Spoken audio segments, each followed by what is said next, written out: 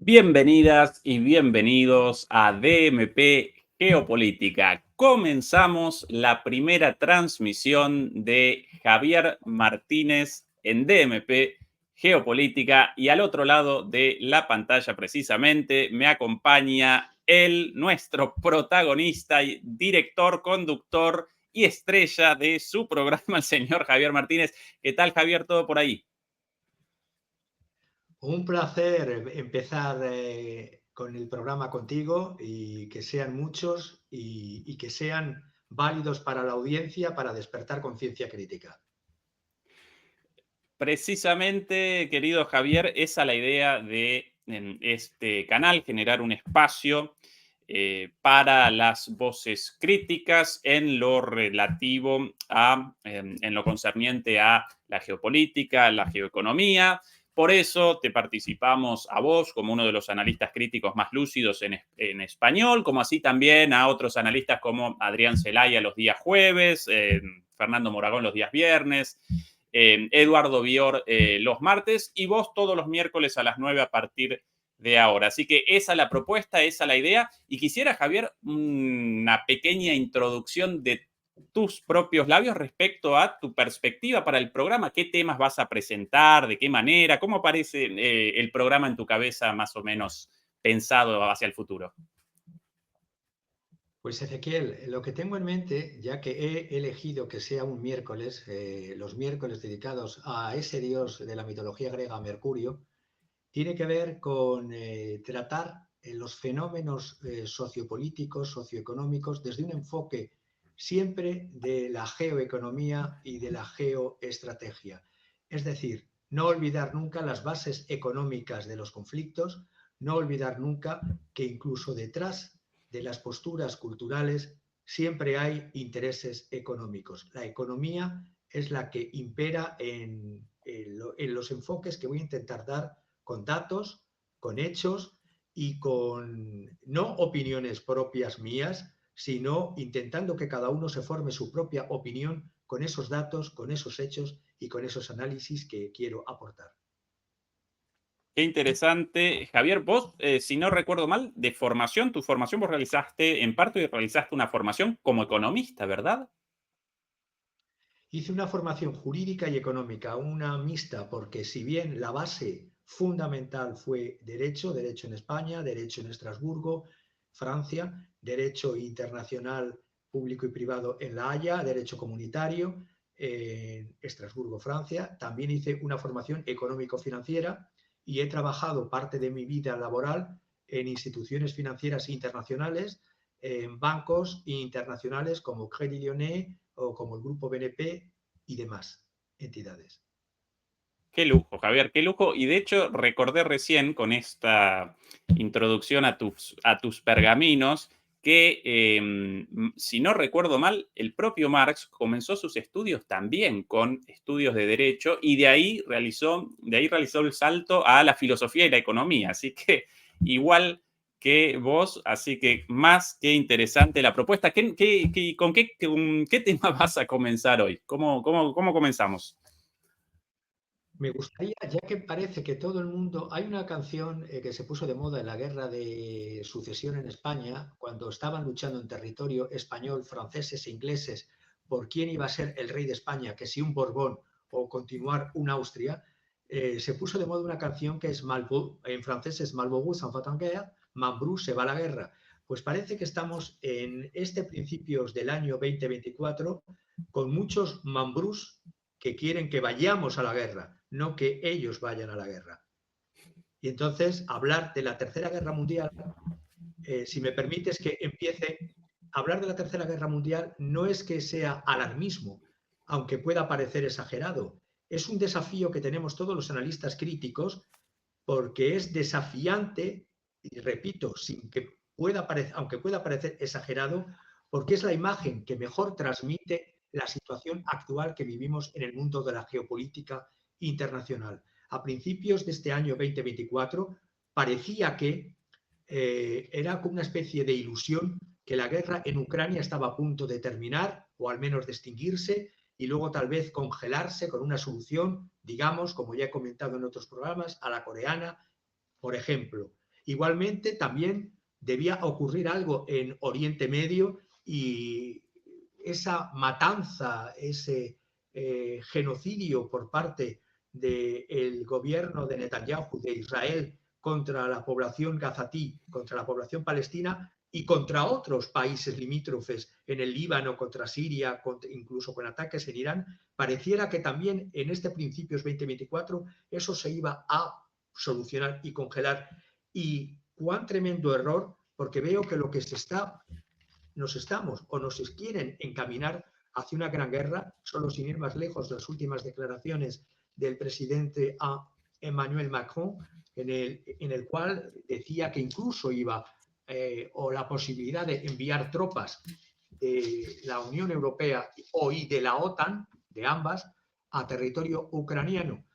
Todo esto es increíble en una situación en que la guerra nunca es un acontecimiento exclusivamente militar.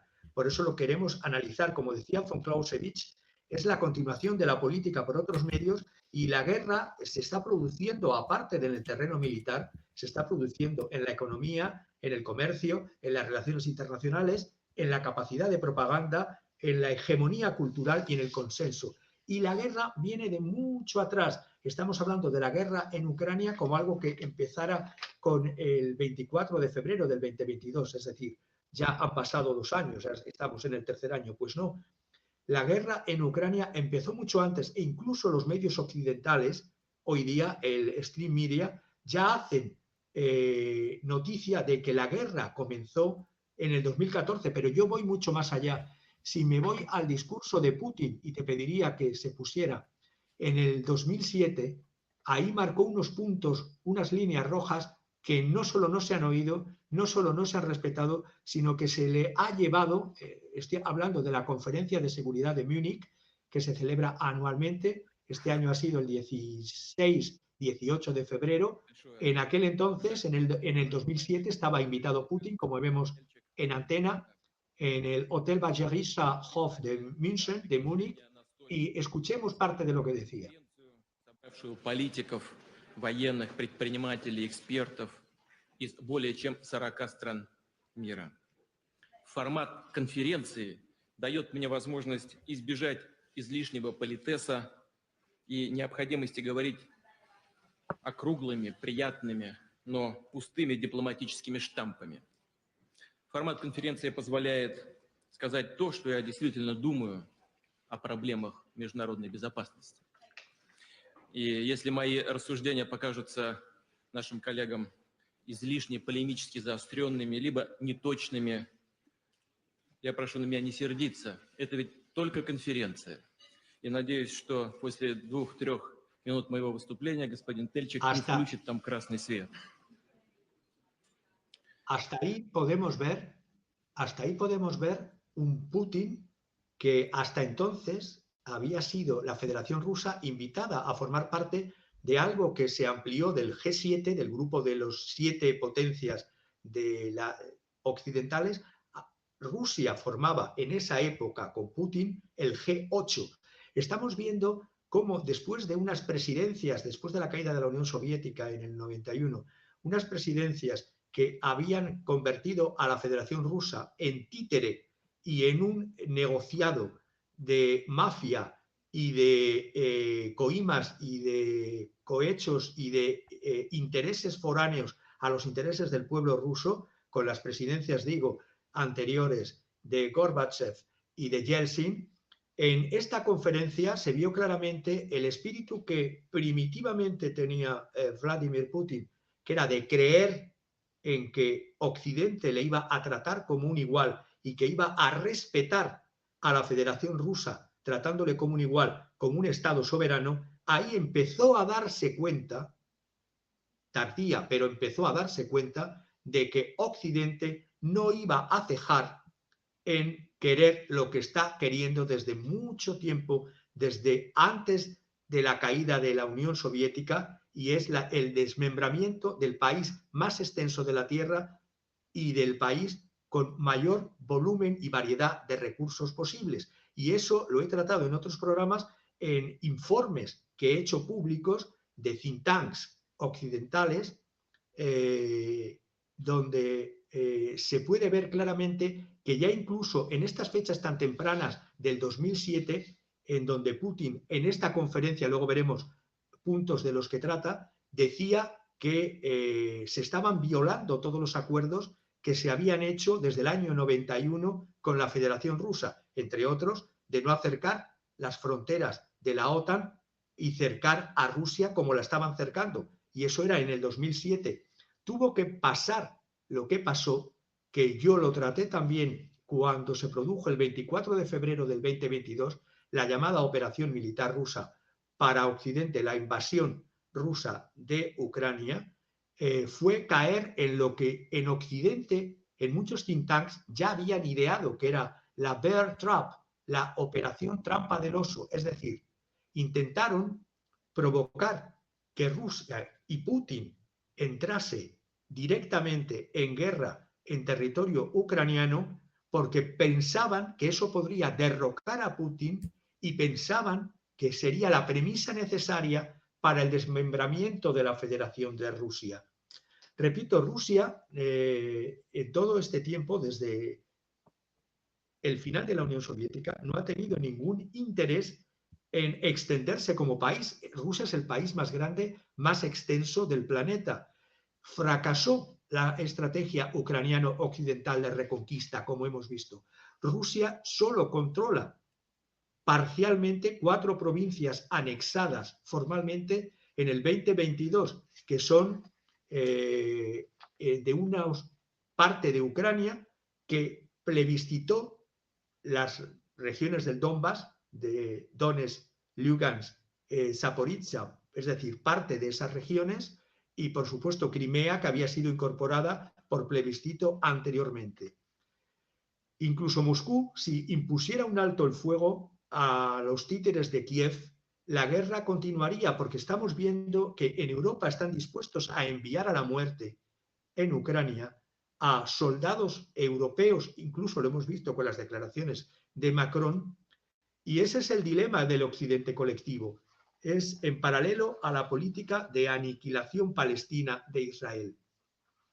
Pero todo esto tiene un coste, porque estamos viendo que ya vamos por la 14ª ronda de sanciones contra Rusia, y los únicos realmente sancionados han sido los estados nacionales europeos, con las contramedidas que han repercutido en incremento de costes de la energía, en incremento de costes de todo tipo, en la carestía de la vida que se está produciendo en los países europeos y en la entrada en recesión de algunos países, o rayando en la recesión de algunos países, como puede ser Reino Unido, como pueda ser la recesión contenida en Alemania, contenida en la raya límite, y la situación de, por así decirlo, de desindustrialización y de caída de lo que hasta entonces había sido la locomotora alemana.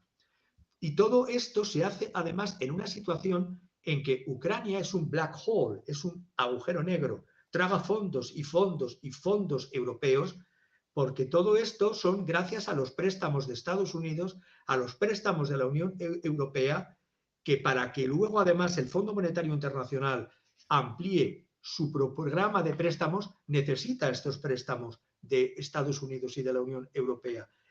Ucrania necesita, voy a ponerlo en cifras para que nos hagamos una idea y que sea más dinámico.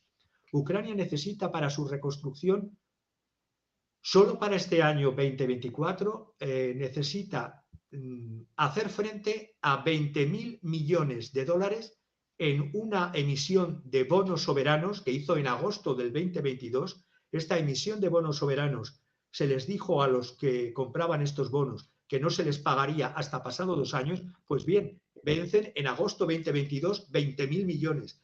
Pero es que está volviendo otra vez la inflación en dígitos peligrosos en Ucrania. Vemos además que según el Banco Mundial, y no son datos de los rusófilos o datos rusos, según datos del Banco Mundial, Ucrania necesitará en los próximos 10 años para recuperarse y para construirse aproximadamente entre 486.000 millones de dólares o, según dicen los ucranianos, 568.000 millones de dólares.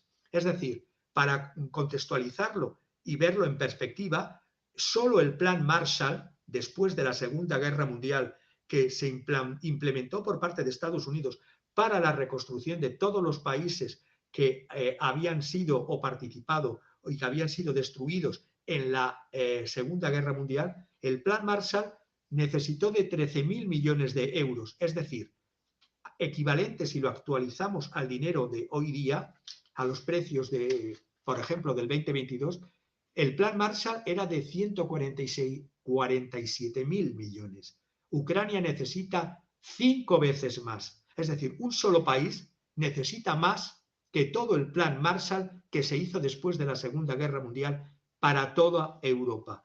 Además, vemos que los daños directos de la guerra y de proseguirse todavía serán mayores, son de 2 millones de unidades de vivienda, es decir, cercano a más del 10% del parque total de viviendas en Ucrania están destruidas. 8.500, ya prácticamente 8.500, eran 8.400 hace un mes, 8.500 kilómetros de autopistas y carreteras de Ucrania están destruidas. Más de 300 puentes están destruidos. 5,9 millones de ucranianos han sido desplazados fuera del país desde diciembre del 2023. Ya se habían desplazado con las distintas, con la Revolución Naranja y con la primera y con la segunda revolución, llamada revolución o involución Maidán. Los desplazados internos, además, están en torno a los 3.700.000 personas. Por eso hablo de un agujero negro, y el empecinamiento en continuar con la guerra es traer a Ucrania y traer a Europa lo que el cuadro que os he puesto antes y que os he enviado es cómo realmente los políticos de la Unión Europea y de la OTAN, en su proceso la Unión Europea de militarización, si ponemos el cuadro que quería traer a cuento, lo único que me trae a la mente es este cuadro de 1896 de un pintor finlandés, aunque nacido en Estonia, Hugo Simberg, del año 1873 al año 1917, y se llama Garden of Death, el jardín de la muerte. Pues bien, lo que queda de los recursos de Ucrania, unos anexados a Rusia y otros en manos occidentales, tampoco van a ser para los ucranianos. Estamos viendo a las multinacionales como Cargill de Minnesota, como DuPont, como Monsanto, como BlackRock, que poseen porcentajes cada vez más grandes de las tierras cultivables, aunque digan desde hace un año que esto es falso, que existe una ley ucraniana que lo prohíbe, se puede permitir que, aunque la propiedad siga perteneciendo al Estado, entre comillas, Estado fallido ucraniano, la explotación y las riquezas se las están llevando realmente estas corporaciones. Estoy pensando en la corporación Bayer-Monsanto, porque recordemos, Bayer compró Monsanto en el 2016, y posee el 78% del fondo de tierras de una de las regiones de Ucrania, llamada Sumy, el 56% de Chernihiv, el 59% de Kherson y el 47% de la región de Mykolaiv. Poco queda para los ucranianos, eso sí, que den su vida, sangre, sudor y vida en reclutamientos forzosos, incluso a personas discapacitadas, como han hecho mención denuncias en los tribunales de Kiev y otras ciudades ucranianas. el 28% de las tierras que estén en propiedades de oligarcas ucranianos y el otro porcentaje en manos de corporaciones transnacionales, hace muy claro que para qué se lucha en la guerra de Ucrania. ¿Por quién luchan los ucranianos? ¿Por su libertad? ¿Por sus bienes? Y repito, existe una ley en Ucrania del año 21 que no permite la venta de terrenos a empresas extranjeras por el artículo 130, pero a través de fondos de inversión y a través de sociedades mixtas están entrando todas estas compañías que estoy comentando. Un ejemplo más, una compañía, la empresa mayor de aves, por así decirlo, de pollos, de distintas aves en Ucrania, que se llama la empresa MHP, es propiedad de un ex asesor de un presidente ucraniano, Poroshenko. Y curiosamente esta empresa ha recibido una quinta parte de todos los préstamos que está dando el Banco Europeo para la Reconstrucción y el Desarrollo, el llamado BERD, y esa quinta parte de fondos se los lleva este oligarca ucraniano. Emplea, eso sí, a 28.000 personas, pero controla solo esa empresa más de 360.000 hectáreas de tierra. Para que nos hagamos una idea, 360.000 hectáreas de tierra que controla esa empresa de ese oligarca ucraniano es más grande que todo el estado de Luxemburgo, que forma parte de la Unión Europea.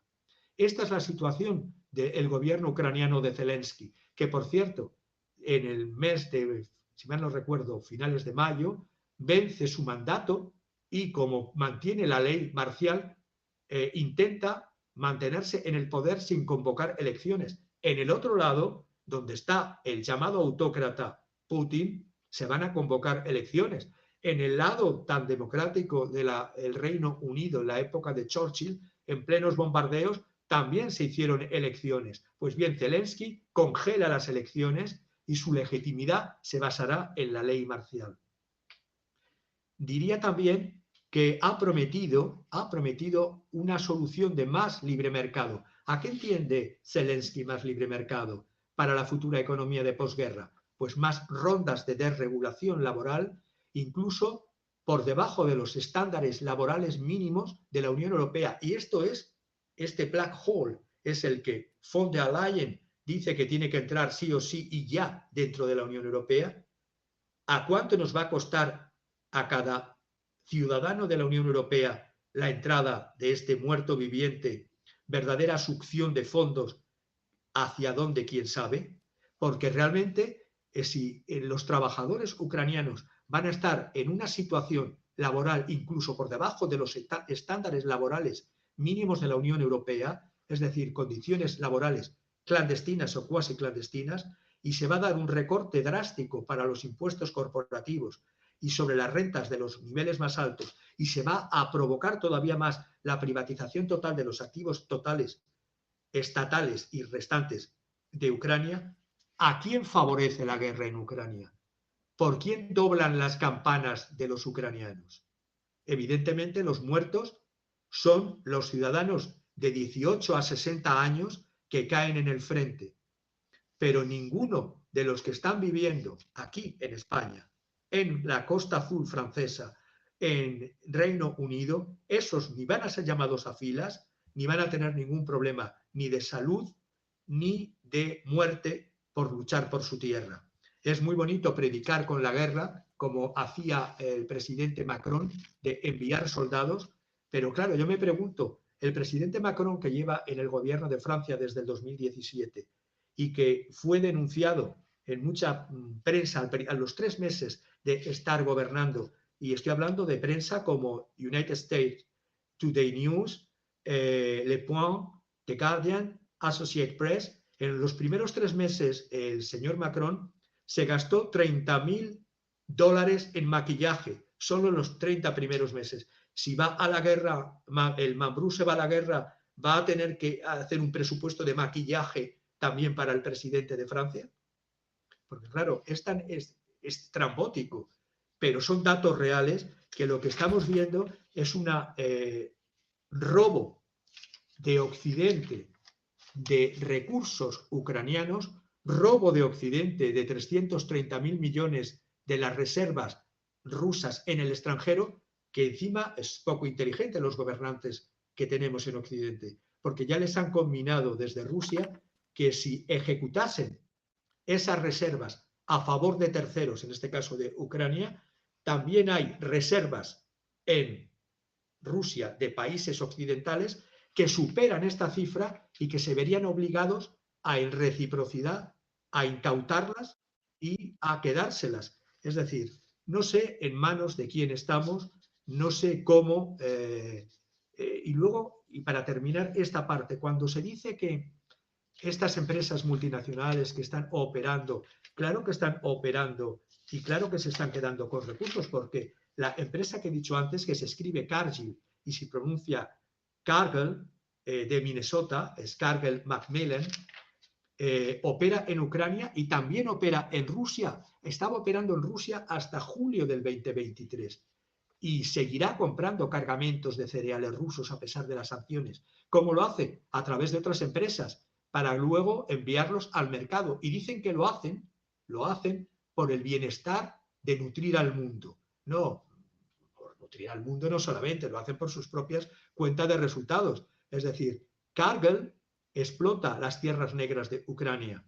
El director ejecutivo en enero de este año, hace unas semanas, Brian Sykes, en la publicación Star Tribune, dijo que seguiría con las flotas de buques cerealísticos tanto de Rusia a través de terceras empresas como de las que opera en Ucrania.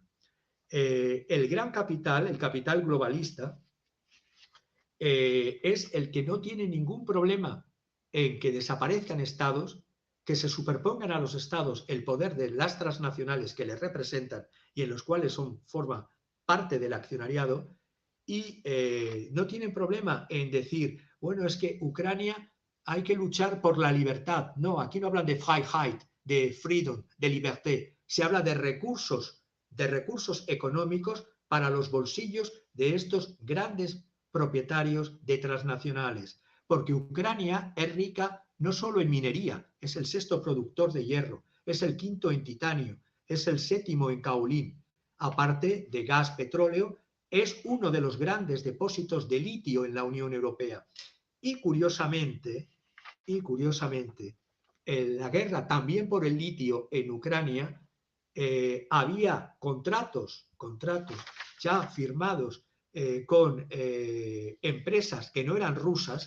Estoy pensando en China, en Chengxin Lithium China o Chengxin Lithium China, el mayor productor mundial de materiales para baterías de iones de litio, había solicitado en noviembre del 2021 los derechos de 2 depósitos de litio en Ucrania. También lo habían solicitado la Unión Europea a través de una empresa australiana, la European Lithium, que un acuerdo con Petro Consulting Ukraine. Pues bien, como China mantiene esa relación de matrimonio aliado a la fuerza entre China y Rusia, creo que no va a haber problema para los intereses de la Chengxin Lithium China. En cambio, los de la European Lithium van a tener problemas, y eso que la empresa australiana es el mayor productor local de hidróxido de litio en Europa. Repito, Ucrania también es líder en litio, no es el líder mundial, que es Australia, en cuanto a producción de toneladas, que son 86.000 toneladas al año. No es tampoco, no ocupa el segundo lugar, que lo tiene Chile y China, más o menos a la par, uno 44.000 toneladas, otro 33.000, pero tiene, y tampoco Bolivia, estaría por debajo de Bolivia, que tiene depósitos de litio más ricos del mundo, pero la realidad es que también la guerra en Ucrania se hace no solo por la minería, también por el litio, por el gas, por el petróleo, por las tierras negras y por muchas otras cosas más. Es decir, no es una guerra por la libertad, no es una guerra por los derechos de las personas, porque pocos derechos les va a quedar a las personas. Primero, si logran sobrevivir. Segundo, si logran sobrevivir sin ser mutiladas, sin estar mutiladas. Y tercero, luego que tengan condiciones de vida y trabajo que sean dignas. Y por lo que estamos viendo, se les están prometiendo a sus espaldas todo menos unas condiciones mínimas de vida y de libertad. Javier, qué exposición tremenda de datos e informaciones más que relevantes. Yo realicé apuntes porque las quiero para mí esas cifras, para mis futuras intervenciones. Ayúdame con lo siguiente, con una corrección de lo siguiente. 568.000 millones de dólares para la reconstrucción según las autoridades ucranianas, ¿verdad? ¿Esa es la cifra dada? Sí, 500 totalmente.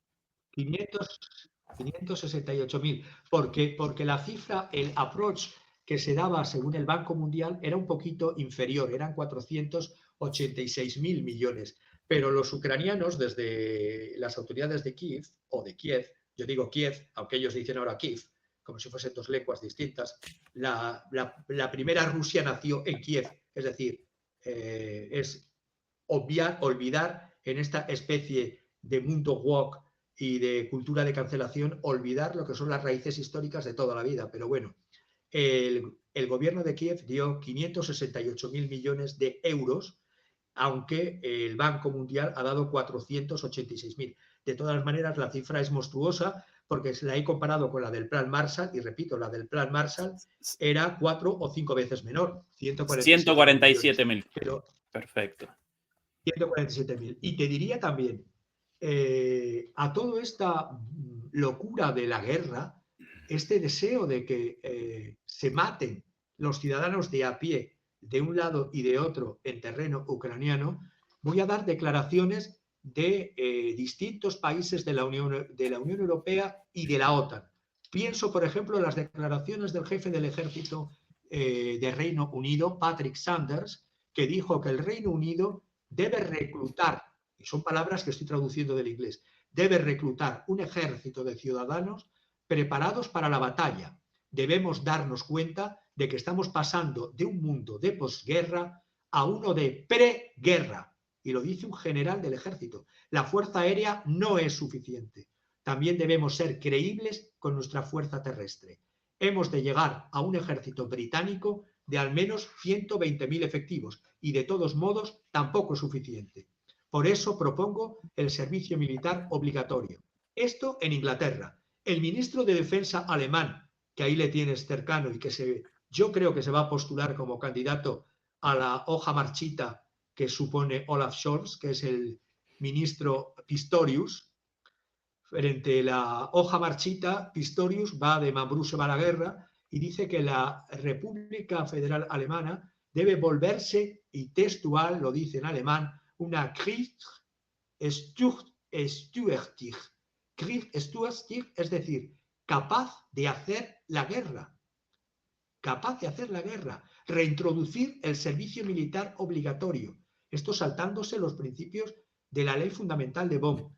Algún día, dice dentro y en su parafernalia, dicen además, algún día, puntos suspensivos, dentro de 5 a 8 años, el presidente Putin atacará, es decir, ya tiene la bola de cristal, atacará a un país de la OTAN, un ataque ruso en el Báltico, ya ponen hasta el cuadrante, y dicen que puede ser el cuadrante del corredor Suwałki, que he comentado en muchos programas, la importancia del corredor Suwałki, ese cuadrante entre Alemania, Polonia, el Báltico. Es el corredor que separa Bielorrusia del enclave ruso de Kaliningrado, que anteriormente fue Königsberg, y cerrado al sur por Polonia y al norte por Lituania. Polonia está haciendo el ejército más grande de toda la OTAN y de toda la Unión Europea. Polonia buscan los 300.000 efectivos, de los cuales 250.000 serán soldados profesionales y buscan 50.000 voluntarios, el mayor ejército de la Unión Europea. En Suecia, lo que era antes, dichosos aquellos tiempos de Olof Palme, el ministro sueco de Defensa, Carl-Oskar Bolin, podría haber, dice, a la población una guerra en Suecia. No les importa atemorizar. Debe ser que con el plan de la pandemia han sobrepasado los límites del atemorizar y de meter miedo a las poblaciones. Ahora se habla abiertamente de que prepárense para la guerra también en la que hasta ahora era la pacífica Suecia. El general de división de Austria, recordemos, Austria, Österreich no forma parte de la OTAN, el general Peter Vorhofer, en un periódico tirolés, el Tiroler Tageszeitung, ha dicho: la guerra ha vuelto a ser una dimensión de la política, y se queda tan pancho.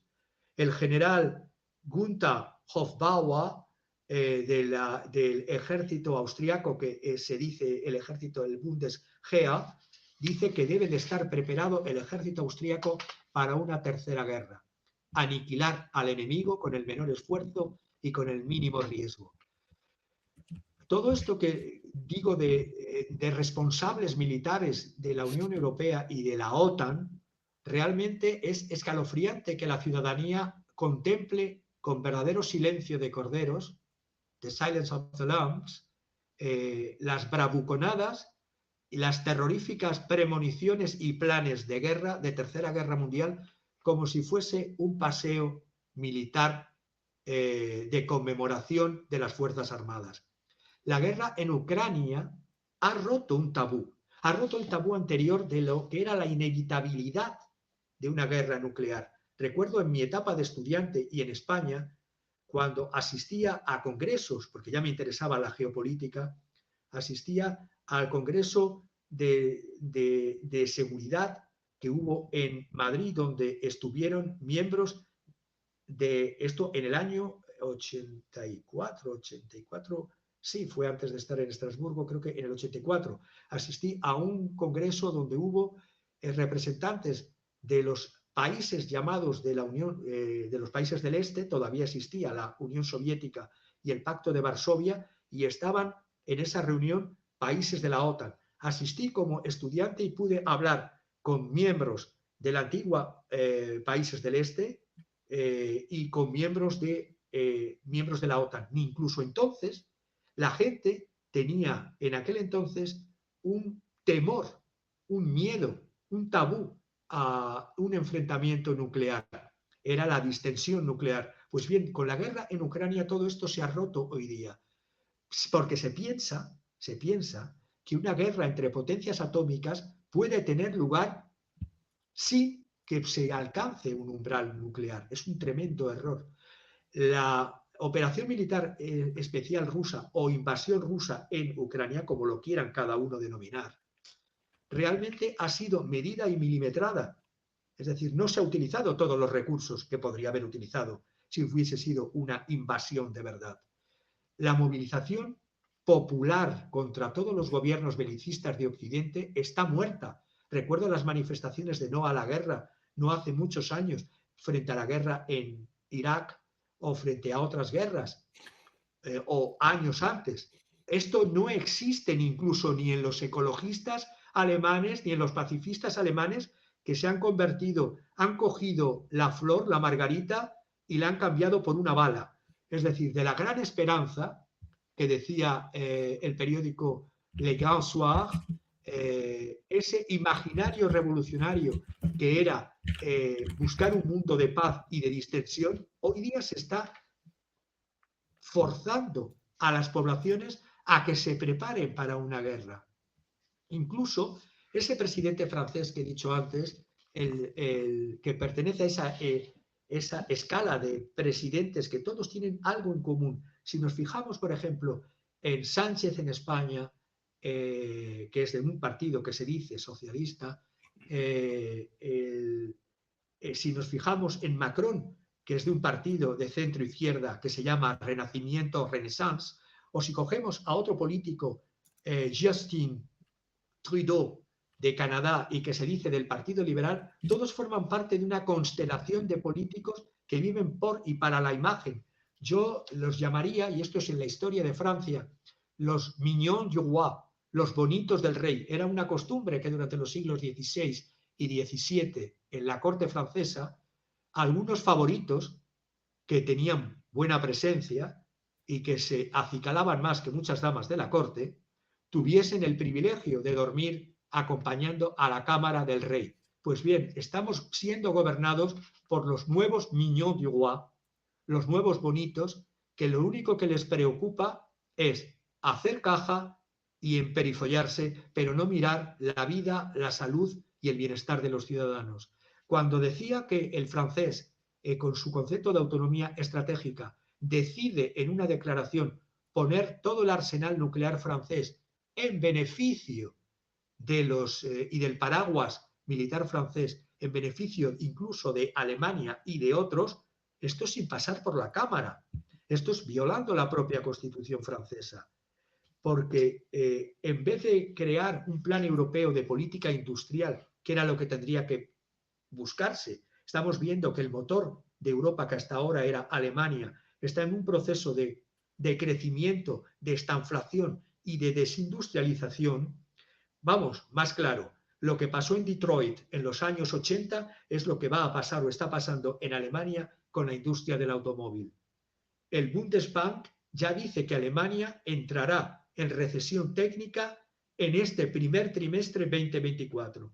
El comercio mundial no va bien, hay una ralentización de las exportaciones mundiales, hay estructuralmente problemas de costes energéticos, se ha sustituido. Otra cosa curiosa, los ecologistas y los Greta Boys, como yo los llamo, no querían la energía nuclear de las centrales nucleares en Alemania. Pues bien, que Alemania tenga armas nucleares, sí. Debe ser que las armas nucleares cotizan a lo verde frente a las centrales nucleares. Esas contradicciones que no puedo entender desde un punto de vista de política y de análisis racional. La economía industrial ha sido poco competitiva. Ya era poco competitiva desde los años finales de los 80. Por eso se empezó a hablar de una financiarización de la economía. Pero es que como los ratios de retorno del capital no dan más que en donde dan, es decir, en la industria farma o en la industria militar, por eso se apuesta por estas dos industrias. Por eso que padeceremos plagas y por eso que padeceremos guerras. Porque realmente estamos hacia el camino de una otanización de la Unión Europea, es decir, una institución que era fundamentalmente para el comercio y el desarrollo industrial y de servicios y comercial de los países europeos, se está convirtiendo en un apéndice de una estructura militar que estaba anquilosada, como decía no hace mucho en la crisis del 2007-2008 el propio Emmanuel Macron. Lo único que veo es que la situación, no sé si con un nuevo POTUS, presidente de Estados Unidos, cambiará la situación, porque el complejo militar industrial de los Estados Unidos, denominación que usó por primera vez el 34º presidente de Estados Unidos, el presidente Dwight Eisenhower, o Ike Eisenhower, él mismo dijo de los peligros, cuando ya estaba fuera de la presidencia, de los peligros del crecimiento masivo que estaba teniendo este complejo militar industrial. Estamos viendo hoy día que la guerra por poderes de Occidente contra Rusia en Ucrania no tiene un objetivo bélico claramente establecido, no tiene una estrategia de salida. Lo que sí tiene claro es un beneficio del complejo militar industrial de las transnacionales de Occidente. Quiero un marco porque esta exposición de Javier debería parecer enmarcada para la posteridad como un cuadro, porque está verdaderamente presentando una clase magistral con muchísima información. Yo lo que puedo recoger para mis exposiciones lo recojo. Javier, ayúdame un segundo con la cuestión mencionada en tu exposición respecto a la ley de tierras, porque a menudo aparece en este debate respecto a la existencia de una ley de tierras en contra de la propiedad de tierras ucranianas por las multinacionales extranjeras. Sin embargo, según tu exposición, las grandes multinacionales como Cargill, Monsanto, propiedad de Bayer, BlackRock, etcétera, realizan un salto legal sin la propiedad, pero con los derechos de gestión. ¿Podrías presentar eso de nuevo? Porque es fundamental ese dato. Existe una ley, es verdad, una ley del 1 de julio del año 2021, es la ley que en Ucrania dice, entre otras cosas, el artículo 130, que no permite la venta de terrenos a empresas extranjeras. Pues bien, Ajá. hay múltiples formas en derecho mercantil internacional y de hacer empresas mixtas, es decir, una empresa nacional aunque sea mayoritaria, pero participada por una transnacional. Hay otra forma de hacerlo, es que la propietaria de la tierra ceda el arrendamiento y por lo tanto no es una venta de las tierras. Es decir, hay múltiples formas mercantiles para saltarse, digámoslo vulgarmente, a la torera el artículo 130 y todo parecer que está siendo legal y haciéndose como en el mejor de los mundos posibles. Es el propio hecho, además, de que no recuerdo exactamente el día, pero sé que va a ser en torno al mes de mayo, cuando vence el mandato del actual presidente de Ucrania, Volodymyr Zelensky. Pues bien, ha habido una, ¿cómo decirlo?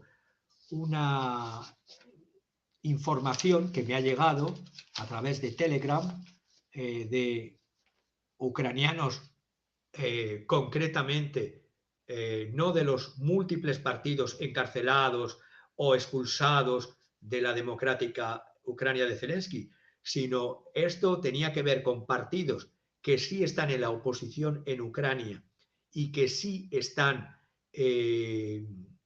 permitidos por esta, entre comillas, democracia zelenskiana, y son los partidos que representan a Poroshenko y a Yulia Timoshenko.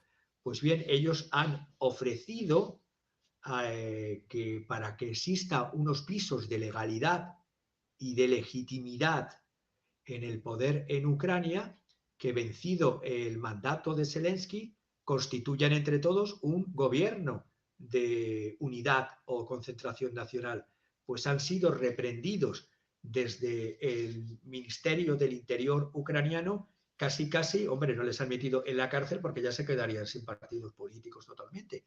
Pero esto además que ha dicho Poroshenko y Timoshenko, ya lo habían dicho los patrones o patronos de los Estados Unidos en una publicación en Político a finales de diciembre del año pasado, donde ya recomendaban que debido a la situación de retroceso que estaba teniendo o de no avance la llamada ofensiva de reconquista de primavera-verano de Zelensky, luego los enfrentamientos que estaba habiendo dentro del mando militar con la presidencia de Zelensky, estoy hablando del ya destituido Zaluzny, la bajada en la popularidad en las encuestas de Zelensky.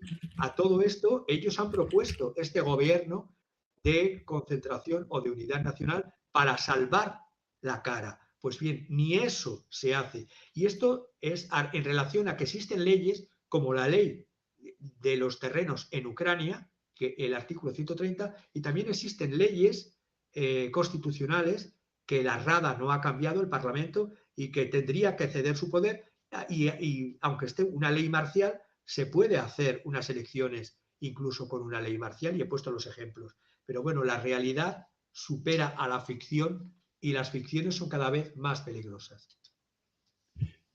Recién también referenciabas a Poroshenko como el dueño de una empresa propietaria, ahí sí, porque Poroshenko ucraniano, de una cantidad de terrenos mayor a Ucrania. Perdón, mayor a No, Luxemburgo, a perdón. Luxemburgo. A Luxemburgo, sí. Dueño de esa empresa, básicamente el mismo Poroshenko, ¿no? El expresidente y el candidato, No, u otro Poroshenko, casualmente. Ese oligarca dueño de esa no, empresa con tantas tierras.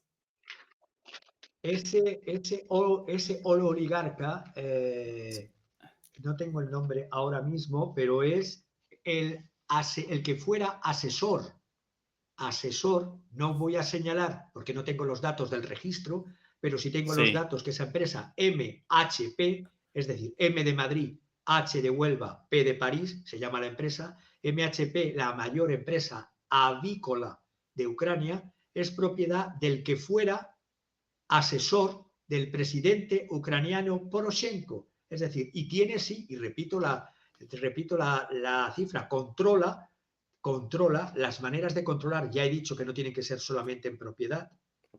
Controla 360.000 hectáreas de tierras, las llamadas tierras negras, que son tierras de cereales, de pastos, y es más grande lo que controla que todo un país de la Unión Europea. Es decir, un oligarca ligado de puerta giratoria, se sale de la política y entra a ser empresario, y curiosamente controla lo que es el equivalente a un país de la Unión Europea como Luxemburgo.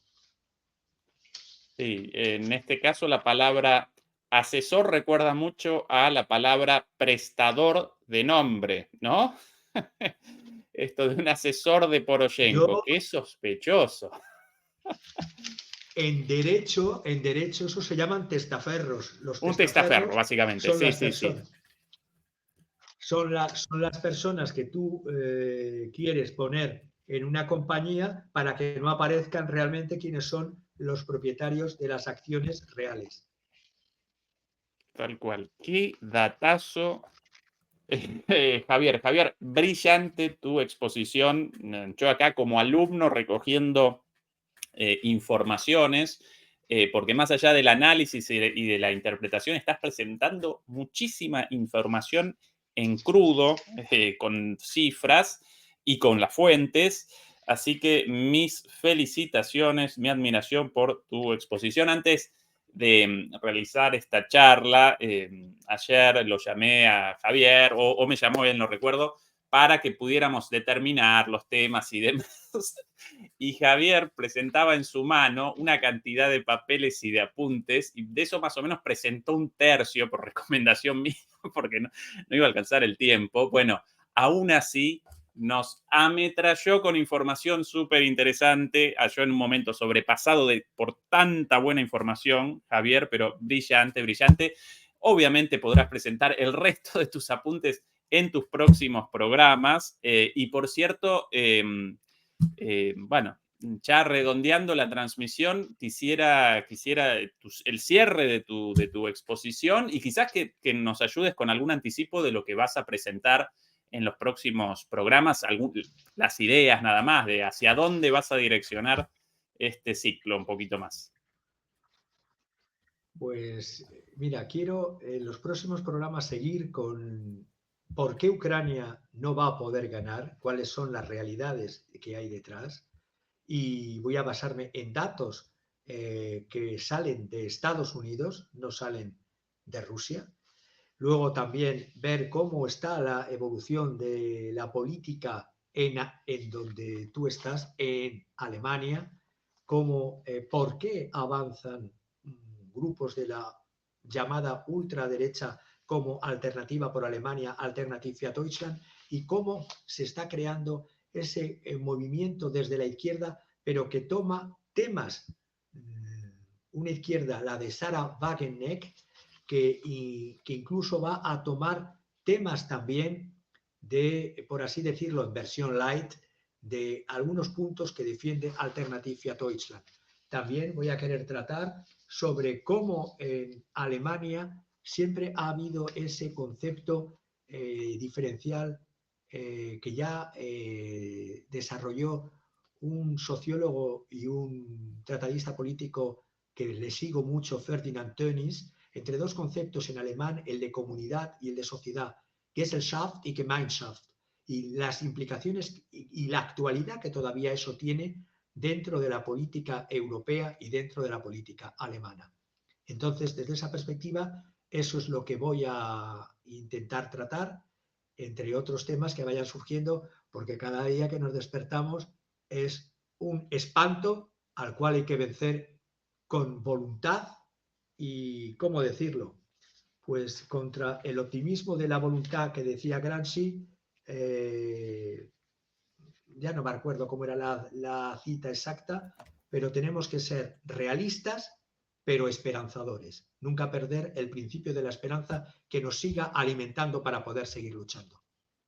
La razón de la cabeza y la pasión del corazón, algo así, si no recuerdo mal la frase de Gramsci. Y qué bueno ese cierre y qué buenos qué buenos los temas para los próximos programas. Yo voy a aparecer acá prendido como el resto de la audiencia. Súper, súper, súper satisfecha con comentarios súper positivos. Nuestro pedido para todos ellos y ellas, para quienes nos acompañan, ayúdennos no solamente con el like, el pulgar arriba, la suscripción, sino también compartiendo de manera de generar la difusión de estas exposiciones magistrales y del canal para que podamos de a poquito realizar paso a paso un crecimiento sostenido del canal. Dicho esto, a partir de las 11 más o menos, en una horita, yo por mi parte en el otro canal, en Demoliendo Mitos de la Política, voy a presentar nuestra transmisión cotidiana, así que si quieren también nos pueden acompañar ahí. Y mañana recuerden también que el señor Adrián Celaya, como todos los jueves a las 9 de la noche, realizará su exposición, porque esto ya acá están presentando exposiciones directamente más que programas, su exposición magistral el día de mañana en su programa, como todos los jueves. Javier, un gustazo y hasta la semana próxima. Chau, chau.